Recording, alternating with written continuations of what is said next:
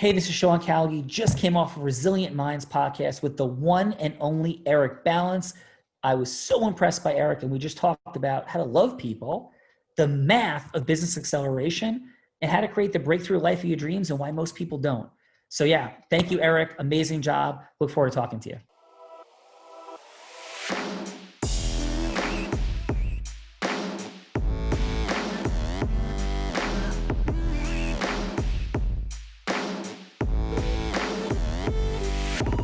Welcome, everybody, to the Resilient Minds podcast. I'm sitting here with none other than my dear friend, Mr. Sean Callagy. Welcome to the show, my friend. It's an honor to have you, brother. Honor to be here, Eric, and thank you, everybody, for checking it out. Thank you. So for those of you that don't know Sean, he's a fellow platinum partner.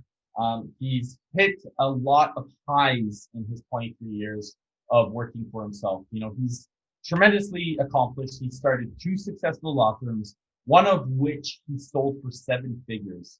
These days, he really inspires, other entrepreneurs to unleash their massive gifts and their potential through his integrity-based sales training, Unblinded Mastery. And Sean, he accomplished these things with his eyesight progressively deteriorating to the point where he's now legally blind. After attending Columbia University and graduating from Seton Hall Law School in 1996 with honors, he soon realized that he could only reach his maximum potential by owning his own law firm. So, what did he all do? Like most entrepreneurs, he went out there and created Callagy Law in 1999. Following a career in one of New Jersey's top law firms, within 3 years, his firm became a multi-million-dollar success story. Sean's law practice not only achieved dramatic growth in size, but has recovered hundreds of millions of dollars for his clients. In 2003, he sold that firm for multiple 7 figures, and after that, he became a certified coach and soon pulled in $40,000 a month. UnblindedMastery.com today bills itself at sales training built with integrity. It helps people influence others in ways that's comfortable, genuine, and in alignment with who they are and their internal essence. Sean, I'm so excited. We're going to have so much fun. We have so much to talk about. The first time we met was like last year in Amsterdam. Yes.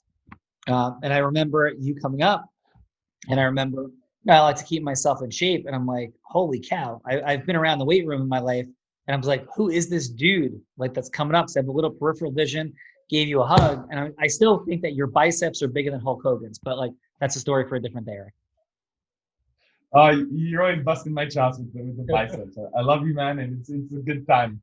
But my friend, I always want to, and I know we've touched a little bit on it, really diving deep a little bit on your story as you've kind of come up. But I always share with everybody on the Resilient Minds, how our X factor, which I like to call, our experiences or and how they continue to contribute to our big why, our big purpose. And so one thing I wanted to just see, if you don't mind sharing some of these big defining moments, or maybe a small one, that was something that in your experience that has really nailed that pivot and made you realize, holy cow, I need to change the direction or change a moment, or it was a defining moment that helped you realize this is the aha moment that I really want to go out there and now creating the life and fulfillment that you have, building, Unblinded, or changing, maybe it was something that you had to go into Callagy Law. So do you mind expanding a little bit on some of these experiences, or maybe one key one that really allowed you to unfold to this next amazing entrepreneur generation level that you are today?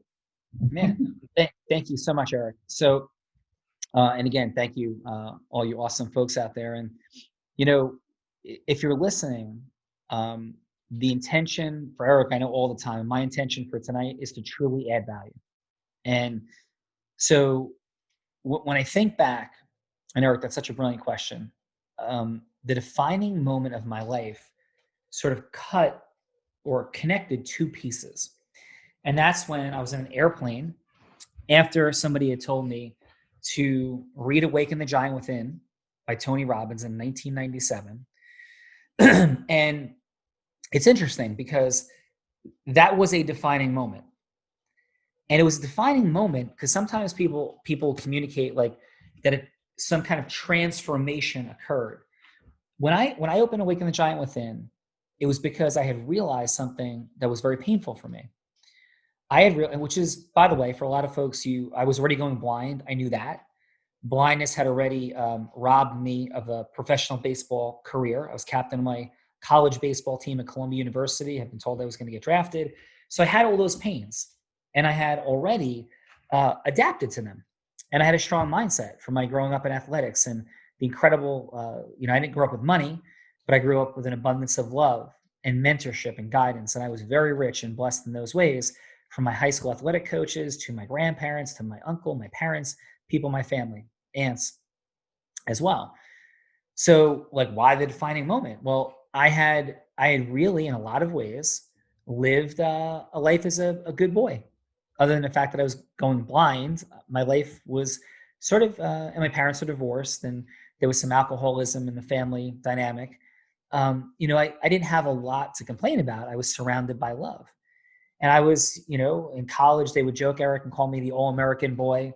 They joke and call me Luke Skywalker, because I always believed in positive leadership, and I really cared about people, and I believed, I had faith, and, all of this. So what happened when I was 27 was I was in my job, and I was an attorney, and I did very well in law school. I got my dream job, but I realized something completely and totally horrific. I realized, Eric, that you had to market and sell things to gain freedom over your time and your money, and therefore, to me, your magic in your life, even if you're an attorney. Because I had thought like, oh, okay, so go to law school, I guess get a job, be able to provide for my family. And I had gotten the dream job, but I had $100,000 of law school debt. I was beginning to attempt to pay it off. I just got my job, which was a very high paying legal job, as an employee. It was one of the highest in the state of New Jersey. But I could barely pay my student loans, my tiny apartment, and my car payment. And I'm like, how is this like life? I thought you go to law school, Eric. It wasn't on the brochure that you go do all this stuff, right? Like they left that off the brochure. That like, you have all this debt and barely be able to do anything. And then you get to the law firm, I realized the next 10 years, the only thing that I'm going to get is pretty much cost of living raises. I'm going to be living the same way for the next 10 years, working 12, 14 hours a day. And I'm like, nobody told me this. And the only people who had the freedom they wanted, right? The freedom they wanted were the people who generated business. And I had no idea how to do that. I didn't want to do that. And I thought that was horrific, manipulative, and disgusting. And so, when I was going to quit, and they said, here's my chiropractor, love him, Dr. Berg, said, hey, read Awaken the Giant Within. It was in that moment that everything just like came together for me, because I realized all that I had been trained to do in athletics through my family, right, could actually be applied to reframe what I thought about selling and to do good in the world and make an incredible living. But I had an unbelievably scary choice to make. So, yeah. Wow. So when you decided to make this choice, and you like, and I quote you, horrific, manipulative, and disgusting, you were now going to make a decision to transition into something that was going to be literally a way for you to see, oh my goodness, about to do something horrific. I'm about to do something disgusting, and about to do something manipulative with based off of an experience that, or programming that had come way before your time. Yeah. And so what was this profound journey? Because you talked about the dream job. You had it. You had all the dream job you had, and nobody told you that you needed to go out there and be manipulative. You needed to go out there and be horrific. And you needed to go out there and be disgusting to generate true abundance and wealth. So what was it that allowed you to evolve your future? What changed in your beliefs as you grew to understand how this integrity that you have and the way that you show up as a leader that continues to, serve at the highest levels? what changed? What was that specific change in that mind process or that development, that understanding that maybe Yeah. somebody who also thinks like that might notice that they can also change? Yeah. So I felt like I was faced with that choice: do something horrific, manipulative, and disgusting, and have money and time freedom, or honor my life, honor myself, quit my job, go back and teach high school, and coach baseball and football. But I knew I was going to go blind, so I couldn't do something I didn't believe in, and I felt like I was going to have to not settle. I mean, but the $100,000 in debt, all of it would have been wasted, and have a life where I wouldn't have financial abundance. I didn't even know how I was going to deal with the $100,000 of law school debt. And it was when I began to read Awaken the Giant Within by Tony. It was when I started to read the marketing secrets or success secrets. Think of a marketing genius by Jay Abraham, like a $500 book, Eric, that I bought a book for $500 from Jay. And then I bought a book for $1 called How to Make a Fortune from Public Speaking at a Garage Sale. And those three books combined helped me see that I was actually living in integrity when I shared what I could do for people as an attorney. And I understood the unique skill sets that I had developed through my athletic career in law school. That may sound funny because people are like, oh, you came out of law school thinking you're better than most attorneys. Well, because I argued hundreds of rounds of mock trial, practice trial, and I developed some incredibly unique distinctions and skill sets that led me to be have the highest scores in the country in these moot court competitions I was in.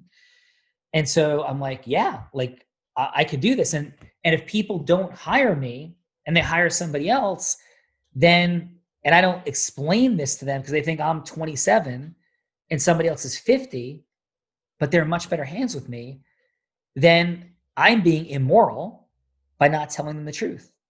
So that was the shift that happened through Tony's work about transformational vocabulary, Jay's work, and this book, How to Make a Fortune from Public Speaking. And then I'm like, oh my God, this is unbelievable. And I realized that I do have some really unique skill sets that I've developed. And so what I'm going to do is I'm going to quit my job. I now saw it as integrous to go out and begin to market and sell.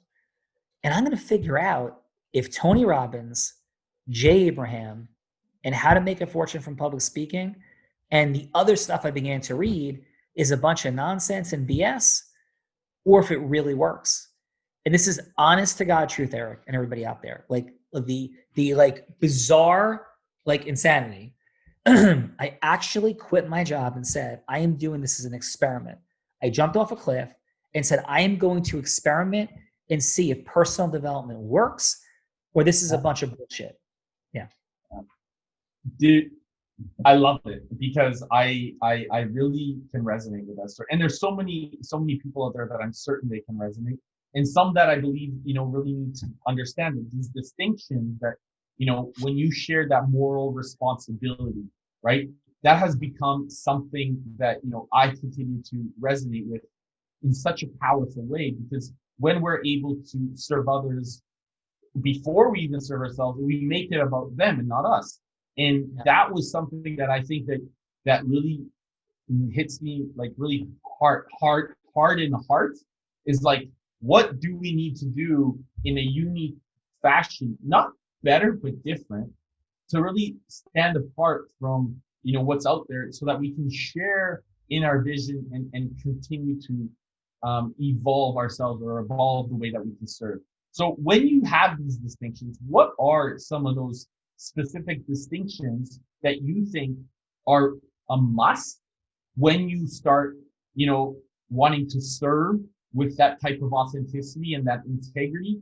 Like say if you're a new salesman or, people cause I sold cars, man. I remember selling BMWs and thinking to myself, Eric, you're selling $100,000 BMW.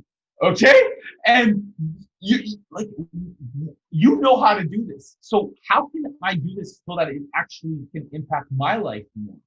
And, thinking of these things and, they give you all of these different tactics in car salesman school. But what were these distinctions? Because I think that this is really the end all be all of like the transition or the transformation of how the sales training really evolves. And I think you have really nailed it. Well, thank you, brother. Number one, so I think there's 10 indispensable elements. There's 4 energies and 4 steps. But the one key dynamic that it begins with, and this is going to sound maybe odd, right? It may sound actually inauthentic, but this is a deeply held, deeply rooted belief that the way that integrity-based selling, integrity-based human influence begins is when you love other people unconditionally with boundaries. So it is in the loving of others unconditionally with boundaries. And how to go about doing that has been a part of the study of my life. Now, so we're clear. I've called people mother effer. I've had fights with people in athletics and, in a street, back in the day, right? I've had highly charged conflict conversations. I believe in disruption. I believe in revealing of truth. So yeah, I said things like, okay, if that's going to be your pattern, let me be clear. I am going to effing destroy your life if you make me, if you want to try to steal and disrupt and do bad things. So I want to be clear that in my definition of unconditional love with boundaries, that includes protecting truth, protecting what you love, protecting your home, your family, what you stand for. That unconditional love does not mean allowing people to harm you, but it means that you're not actively seeking revenge, trying to harm people, trying to diminish people, trying to demean people, but that you will drop lightning bolts where necessary to protect integrity and what is right. So unconditional love with boundaries. That really unconditional love. I love the boundaries part because there's so many times where people think like, oh, you're so loving, and it's that old adage like, trade kindness for weakness or something like this, right? Like that old saying, yes. Right? And I think that when you can, and honestly, I think I've seen you do it a couple of times where you're willing to, push people outside of their comfort zone, show the boundary of where they've like gone a little bit outside of that, and say, bring them really back in real fast. And because it's clear then, and that clear ability for you to connect has become really a way, which I'm certain, that public speaking has come into play in a really amazing way to allow you to pass on that message. So how important has this message been for you to continue to build for the last, during these kind of tumultuous times? You've been able to create this formula. You talk about like a lot about this unconditional love with boundaries, but right now when there's being so many boundaries bestowed upon us, what do we need to do, and how can we really take this this formula or this this skill set, this distinction, to really help more of the world? So if somebody's listening, maybe they can get some of these ideas and this process and use it on themselves with micro distinctions or a micro opportunity. Well, thank you, brother. So I lean in hard on that.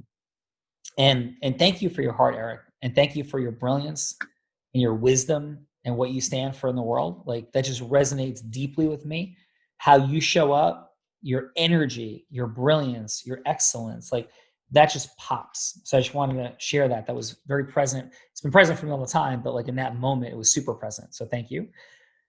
And so in this day and age with all that's happening, blame and judgment of people, like blaming of people, the judgment of people, as distinguished, right, from assessing conduct. The two different things. So is it really okay if somebody voted or didn't vote for Donald Trump, for example, to judge them? So I'm not telling you who I voted for or not right now. I would be comfortable though doing it in the last election. But if I voted for Hillary Clinton, does it say something negative about me? If I voted for Donald Trump, does it say something negative about me? If we look at a soundbite of somebody saying, hey, you know what? I think that if there's this problem, there might be 10 different causes. And if somebody says that, and somebody's saying, no, it's because of this. And somebody goes, no, I don't think so. I think dynamics are more complex than that. So if I, Sean, have a certain feeling about a friend, and I'm like, that's because he didn't show up last Tuesday. I'll make it bet, Eric, that the charge I have is about a lot more than last Tuesday. Yeah. We live in wildly complex conditioning with dozens of facets. I mean, dozens, millions of conditioning dynamics. And so to have empathy for people who disagree with you, to have respect for their perspective, and yes, to cause change. Now, let me just say one more thing, right? So you're not like saying, oh, I know what you're saying. I promise you don't, right? Because I think somebody, and I'll be super direct, I think somebody that goes, it is right to riot and throw things through a window and to break things and take things. And somebody goes, I agree with that. Because when the Boston Tea Party happened in the creation of the United States,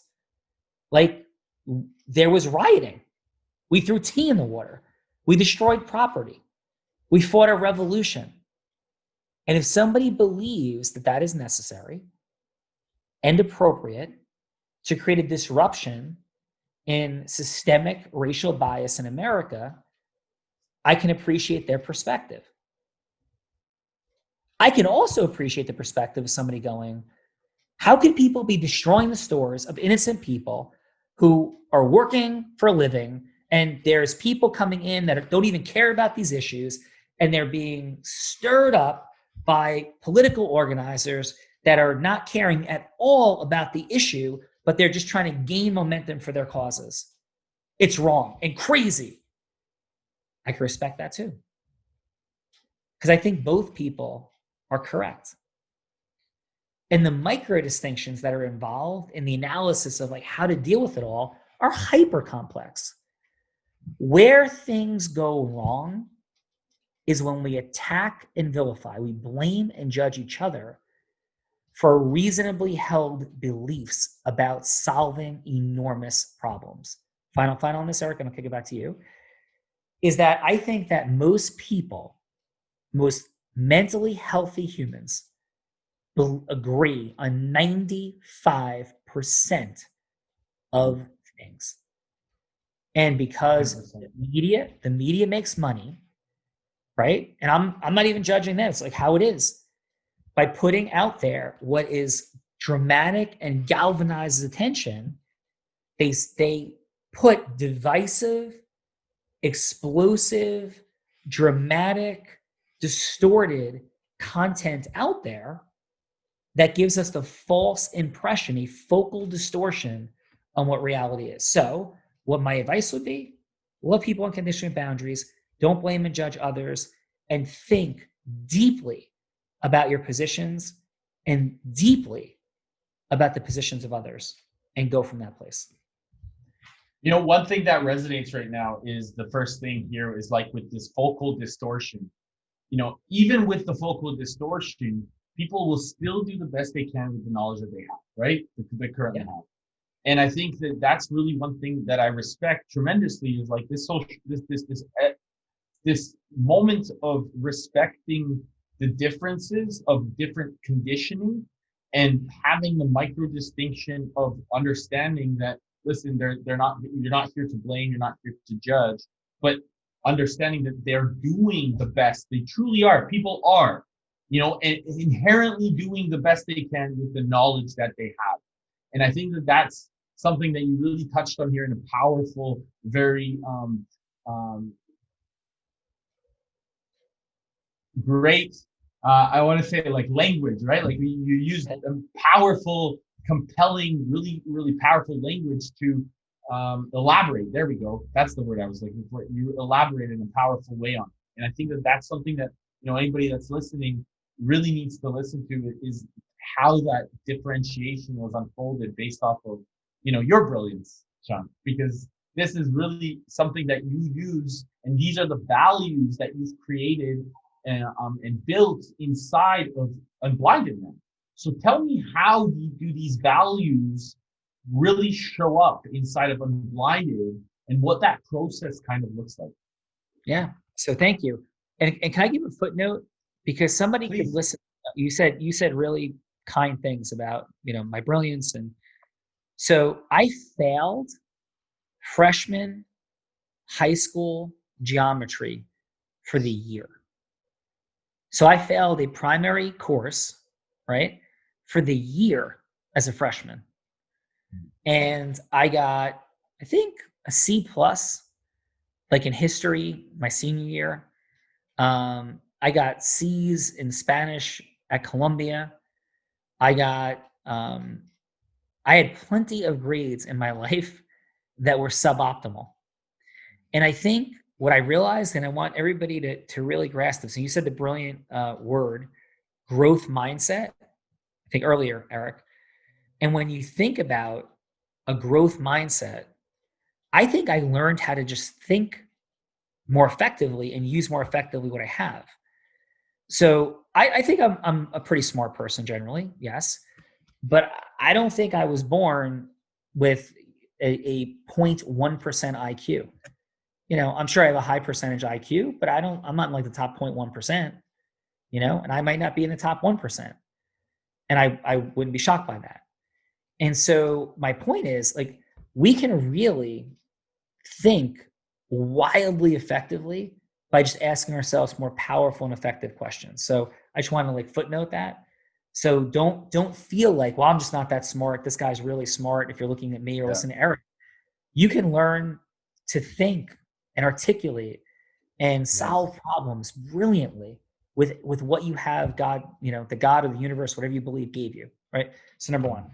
Number two, in Unblinded, like what we're doing in the world is we're supporting people and helping to earn more money in less time with more magic by heart-centered, a formula, like the formula. That's what I propose. Like, it is the formula that I distilled from all of personal development for 23 years, but really put into place about 19 years ago, and have been innovating ever since.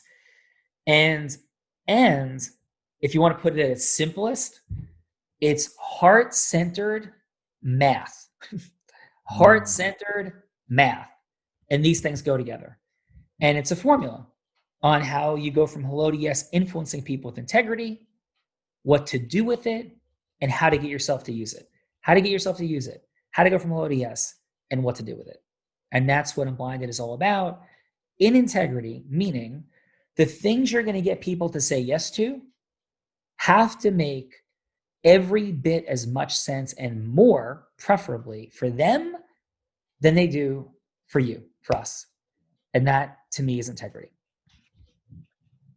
This is something that I believe, and I remember, being in integrity, and sometimes I know for myself, I would question, right? I'd be like, okay, is this something that I'm really doing the right way? If I'm pushing them really hard, or push even the wrong words, right?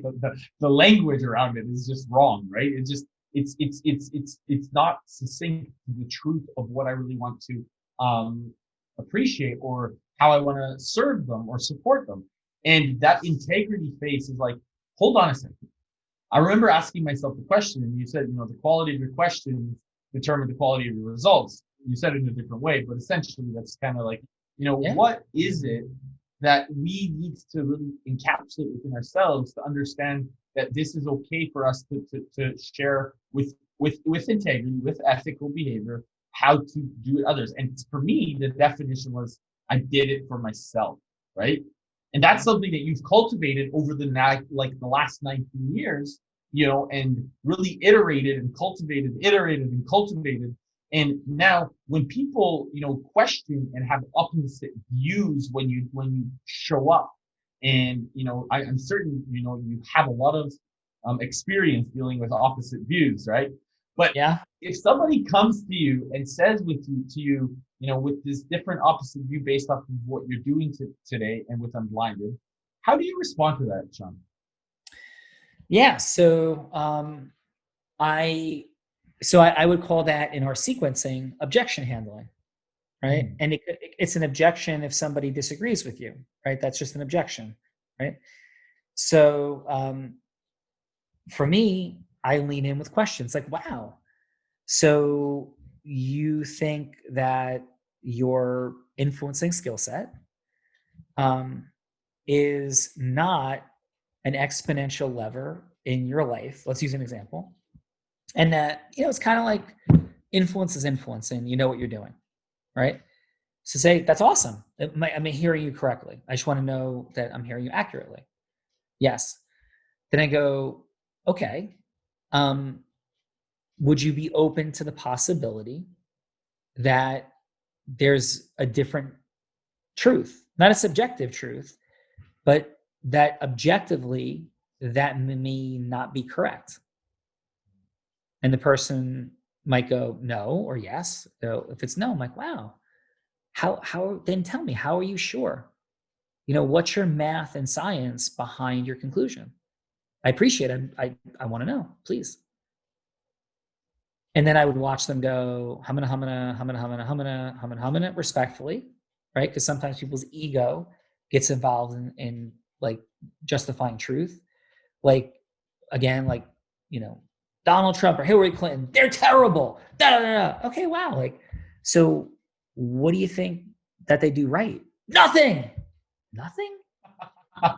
Nothing. Like both of them do like nothing right. Okay. And then I would start asking questions and just watch objections collapse. So that I'm blinded, I would start moving into questions about math. And I would say with respect and with love, I would say, would you bet me that you can out influence me on what you do for a living? And I'm saying this just humbly, Mike, Mary, Johnny. Oh, I love it. I love it. I love it. This is amazing. And how about this? Like, if you can, so first of all, I have a $250,000 bet on the internet openly for that. And I've directly challenged Grant Cardone. I nicely and lovingly and in fun and positive energy, because I know his relationship with Tony, I would put that bet out there to Dean Graziosi, right? In love, right? Selling their stuff, right? And so that's the first thing I would do. And that, Eric, that tends to create a little bit of a scotoma, right? When people are like, or I'll say, okay, how about this? We could just, so it's not money. I'll donate $10,000 to your favorite charity. And if I win, but if you win, right? If you win 10,000 to your favorite charity, if I win, then you have to go put up on the internet what happened and that you do believe that influence is a superpower and that I have it. So that would be, I love it. right? And so, yeah. But with all of it, I would always ask questions and pretend that I couldn't do that, right? I would start to ask about the math. So you're telling me with 8 billion humans in the face of the earth, everybody's influencing power is the same? Everybody. Because what I believe is like, there's like the fastest human on earth, and there's like the 8 billionth fastest human. There's a hierarchical order of all skill sets, right? And so do you not believe about influence? Then I would start talking about, okay, the application of influence, the ecosystem mergers, the speaking engagements, the sales meeting, the sales, to leadership, to scaling, to recruiting, and all those levers, and you put influence in all those different levers, and you don't think that translates to why Oprah Winfrey is a multi-billionaire and Tony Robbins on his way to being a billionaire, and somebody else who's a really nice life coach makes the average life coaching income of $61,000 in America, and there's no difference between Tony Robbins, Oprah Winfrey, and them? I don't think that that's possible.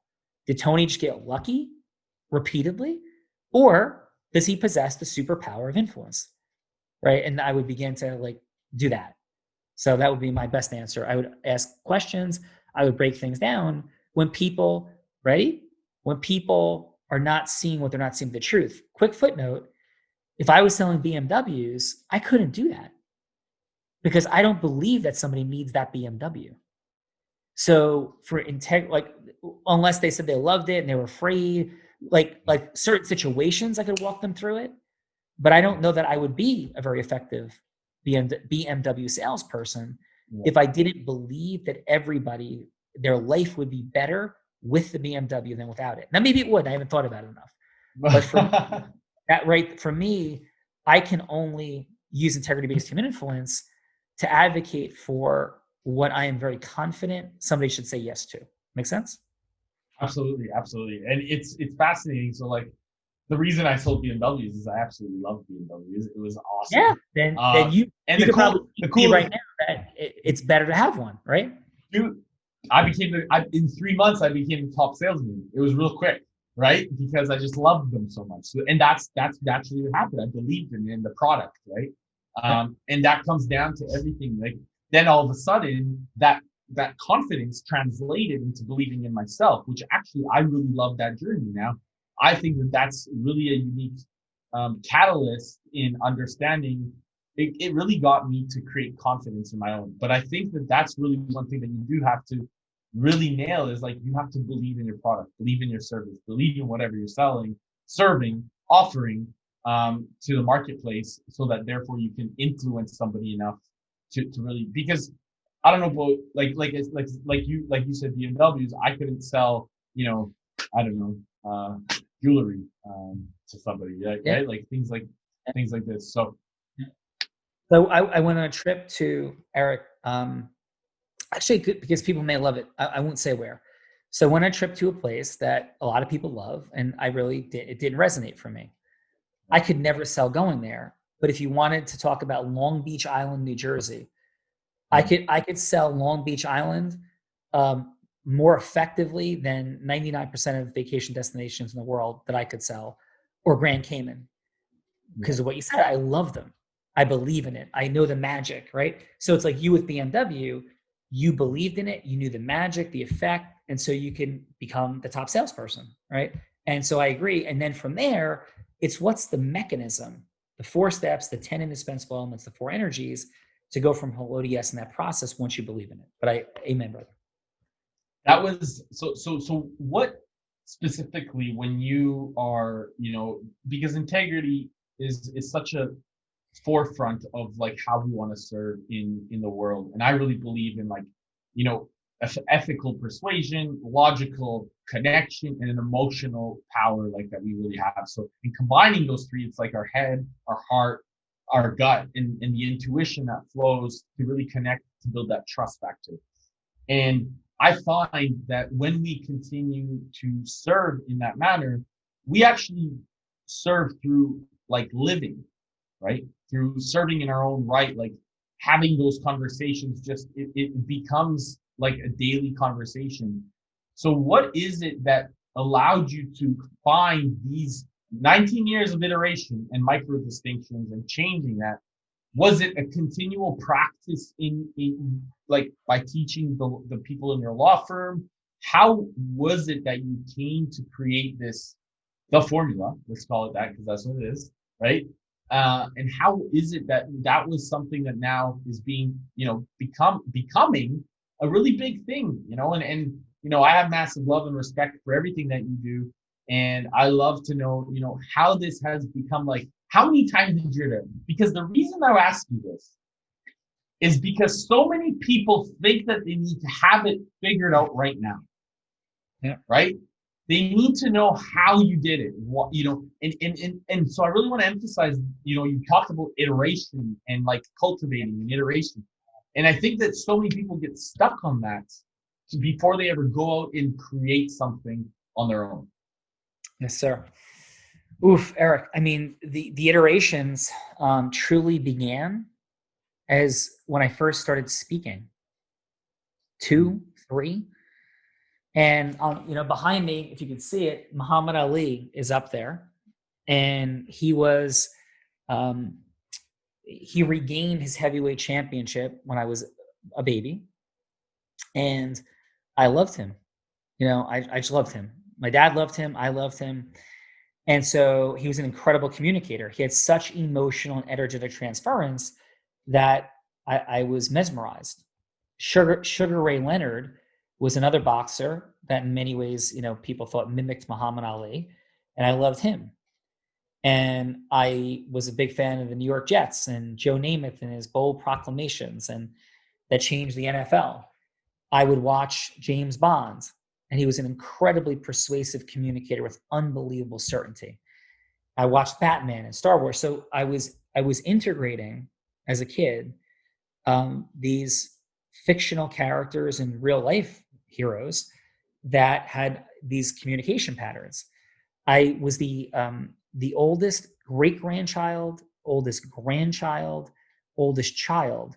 And our family Thanksgiving, which I've inherited after almost 100-year tradition, I was the only kid that was there with like 40 adults when I was 5, 6, 7, and I just listened to the adults talk, right?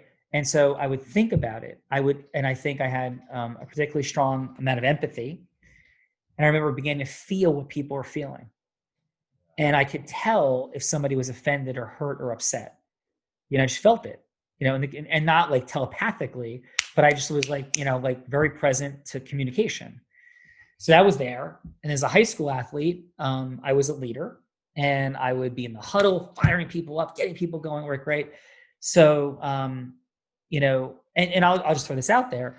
There've been times like, and Tony created all kinds of breakthroughs, but then people like, oh, so like Tony taught you all of this.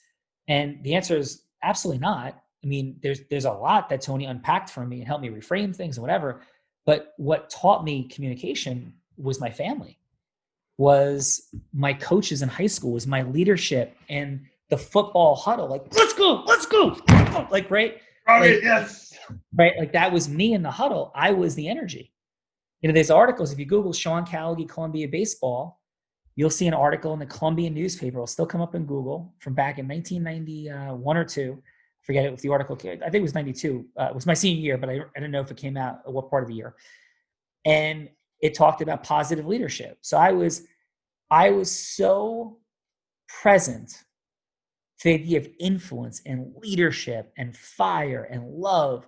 My grandfather was blind and powerful and angry and loving and complex, and had all this communication around me that I was absorbing, and then I get to law school, and they had this thing called moot court, and I just started repping and repping and repping and repping, and I argued hundreds of rounds, and Eric and everybody, I began to discover that I could, with my tonality, I could figure out how to draw the next question from the judge in these in these mock events. Literally, like I would have practiced it so many times that I knew the bench memo that they would have had, and I knew how to leave an opening so they would think I was like making a mistake. They would step in and ask me a question, and I would be able to go boom, create a scotoma, and it would look amazing. And that's the level of distinction. And then it just kept going from there. Had nothing to do with what I was taught in law school. Nothing to do. Yeah. Nobody taught me to do that. It was the practice rounds in law school. But then I began to find, and Tony went to a competitive edge seminar with Tony Robbins, and he helped me begin to understand like a framework of communication that was present. And then I started to study him and Bruce Springsteen and artists that transfer energies and tonally and speed of communication.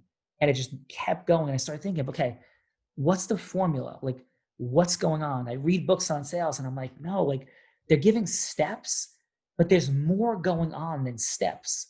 Right? There's energy being transferred between people, and and I kept innovating. Yeah. Sean, that's brilliant. Honestly, I think that really shows to light that how it's a constant and never-ending improvement of life. And I think that so many of us, myself included, I thought that I needed to have it all figured out at the forefront. It's like you know my story about jumping into Plaid. I couldn't afford it. I did it anyway, right? So, but like these are the things that we end up continuing to evolve just because we wanted to we have that hunger within us. And this is something that you now are able, because of that hunger, guide a huge and shining path for so many others. So I just want to like really commend that, because that's so important, and you've given us such a pure and amazing path to success for so many. What would you say is one reason why people fail? Oh my goodness, brother, I think people fail because they're afraid of failure. I think number one, because they don't have a formula. Like, that's one. Two, even within the formula, is because they're afraid of failing. And so you go, what? Because people are afraid of failing. Like, we have a primal brain and nervous system, right? And so we were created not to thrive, but to survive. You've heard that before. But the way I think that shows up, right, is back in the day, you didn't chase an animal and hunt it, right, if you didn't think you could catch it. Because if you did and you didn't catch it, you might die, you'd burn energy, you might die of starvation, you might die of dehydration, or you might not have the energy to fight off an animal attacking you. So we were wired to conserve our energy and resources. And Alison Armstrong has some cool work in that around the idea. She speaks about it in a different way, but around the conservation of our energy, right? Different way, but I concur. And I believe that the three things we have that we're still conserving are the only things we have to invest: our money, our time, and our energy. So I think the reason people fail is because they make an incorrect decision about when to stop investing money, time, and energy, and often when to start. So that's why we fail. And we what we do, Eric, I believe, is we stop investing money, time, and energy. And what we do is we horizontally innovate instead of vertically innovate, which means we go, you know what? This work that I'm doing with such and such a program doesn't really work. I'm just going to stop. And they go on to program Y. And then program Y, they're like, it's not going to work. I'm going to stop. And they go to program Z. And so they're using money, time, energy, money, time, energy, money, time, energy, right? And they keep like pulling back at some point and jumping horizontally versus the micro distinctions, vertically innovating to make things work. The Real Raw, which is something that we've done 220 episodes of since COVID happened. Most people said, oh my God, the world is ending. There's no more training, there's no more live events. And we created, with humility, I created this, and I'm blinded. I had resistance within the team, meaningful. Like, what is this? Like, let's just start doing outsource sales. I'm like, no, I didn't do this to create outsource sales company only. We could have that, but that's not only what we're doing. No. Yeah. And the innovations that occurred vertically, right? Ready? So instead of saying, I'm going to horizontally innovate, no more programs will horizontally innovate to outsource sales, I said, no, we're going to vertically innovate within programs, because this is my life's work and dream, right? Which I've been working on for 23 years. Yep. And we're going to innovate. Then the Real Raw was created. And the first Real Raw, brother, was me and Courtney Epps. The next one was Rob, Bill, and I, two of us on a camera like this for an hour, right? And then it became like, no, it's me and two people. Then it was me, two people, and a role player. Then it was me, two people, a role player, and two judges. Then it was me, two role players, and three judges. Then it was a person to make the introduction, and all this, like, and it was tons of micro innovations. And by the way, we'll be innovating on the Real Raw this week. We'll be innovating on the Real Raw next week. And we'll be nonstop innovating forever, right? Until there's no more innovations, which I don't think will ever happen. And in everything we're doing inside the programs. So it is the fear of failure, which stops money, time, and energy being invested. And instead, it leads to horizontal innovation instead of vertical. And that's why I think people fail. I think that was a huge component, the horizontal versus vertical, and the money, time, energy, right? Like how many times that we break through that uncertainty and we find that that growth or that next level. And that was something that really, like for me anyways, that I really realized that horizontal versus the vertical, I'm focused on the vertical. I'm hungry for the vertical. That's what I really want to continue to grow on. And that is the thing that, that hunger, that money, time, energy spent into that vertical is what's going to catapult so many people, I think, ahead. And that's the hunger we need to create. So Sean, Eric, listen. Yes, go ahead. Go ahead. No, please. So you support people in their business breakthroughs and in their marketing. Is at least part of what you do. Yes, brother? Yes. Yeah.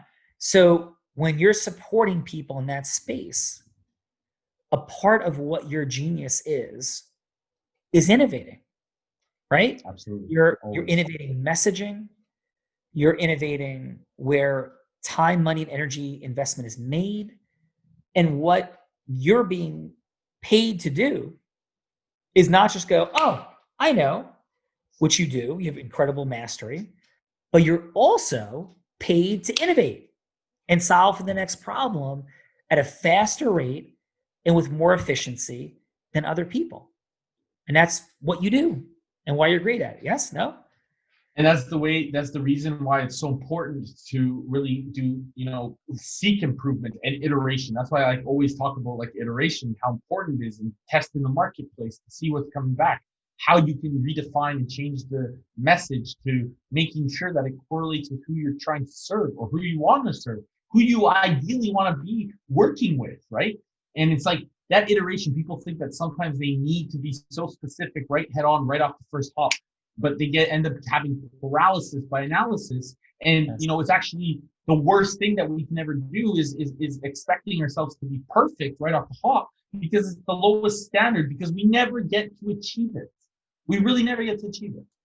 And I really believe in that. I really think that that's something that, we become the greatest version of ourselves as we continue to evolve every day, taking the next step in becoming, and that's what we need to do with businesses. That's what I really want to help and impress upon people, that these businesses are so important for them, because that's their life's work. And, but when you really right now identified the horizontal difference versus the vertical, that is really where we really need to focus. I believe in so many businesses, especially marketing too, not just sales, right? It's like, how can you vertically, skyrocket, with money, time, and energy, and how are you going to do that, right? And it's that how is, where, me and my team come in. But most importantly, I really want to just take a moment right now and just identify and share, how can anybody that really wants to know more about Sean, Unblinded, The Real Raw, connect with you, find out more, get interested, get curious, and take part. Yeah. Well, thank you, brother. So first of all, I would call Eric. So if you want to make things rocking and rolling along in your marketing for your company and building stuff, call this man. He's a warrior, straight up warrior. So that's number one. Number two, unblindedhuddle.com. So unblindedhuddle.com. We're on every morning, 8:30 a.m. Eastern time. And that is a phenomenal place to begin the journey. Or you could send us an email, at our Unblinded website. I think it's like Team at Unblinded, but it's there. And if there's so many different ways to work together in the space of Unblinded, the huddle is a great start. You want to be on a Real Raw or a Real Raw Open, as more than 1,500 people have already. That's perhaps about 1,200 actually. 1,200 people have already. That's the place to start and continue the relationship. And if you really want to talk, come on those things, say, hey, I need to talk, and we will find you and we will connect. I love it. And Sean, I'll throw everything in the show notes for anybody, that's coming back and listening to this on repeat, making sure they can go into the show notes. So anybody that's driving right now, make sure that you can jump into the show notes and get all the resources. So Sean, last question, I really want to just share with you, I ask everybody this question because I think it's super profound and important. If you had 3 days left to live, what would you do? If I had 3 days left to live, brother, I would shoot a video, sharing from my heart everything that I feel is left unsaid that I haven't put out there already, to make people's lives better and to lessen suffering. 2, I would be with my loved ones, my 3 children, my family, my team, my significant other, and I would want to go to Long Beach Island, New Jersey, and I would want to be there together, and I want to surf, and I want to go to the chicken or the egg. I want to go get boardwalk ice cream where Bev and Bill own it, and I want to sit in my grandparents' house that's 200 meters from my house, and I want to reflect upon the gratitude that I feel for everything they created for our family and the heart and soul of their home, which I had the privilege last weekend of bringing 60 people in our elite program to. And Eric, with borders and everything, I know you couldn't be there, and I so look forward to having you there, brother. And I would just sit in gratitude for the blessings and the people that have been so amazing to me. Sean, you're a legend, my friend, and I just felt everything that you just said, and I'm really grateful to be able to share this space with you and just connect like this, like brothers, man. You're a great dear friend, and I look forward to our many connections together, moving forward. It really is a blessing. You're a great man, great soul. I really appreciate you. I love you, man, and I thank you. I love you too, brother, and thank you for everything. Do you have any last beautiful, wise words that you want to share with anybody before we continue to, or before we close off? Just final off for you, my friend. Yeah. Believe and verify. Believe and verify, because the answers are out there. Right? The answers are out there. And love people and just add value, but also receive value and ask for what you want, as long as it makes sense for the other person to say yes. And you will have everything you want. Thank you, man. This was a blessing. Thank you so much, man. Appreciate you, bro. Appreciate you.